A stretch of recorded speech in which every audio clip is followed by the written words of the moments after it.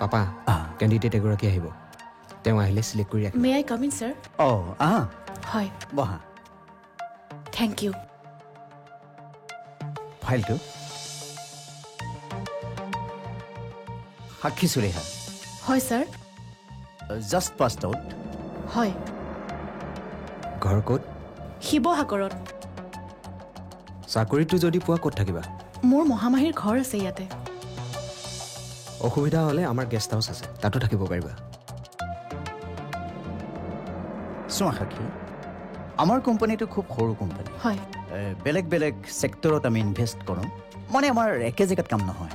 চ' proper ট্ৰেনজেকশ্যনৰ বাবে আমাক এগৰাকী CA লাগে সেইবাবে আমি কাৰোবাক এপইণ্ট কৰিব খুজিছোঁ কিন্তু এটা কথা চেলাৰী আমি বৰ বেছি এটা দিব নোৱাৰিম যদি তুমি এগ্ৰী আছা আমি ভাবিম তাতে তোমাৰ কোৱালিফিকেশ্যনো ভাল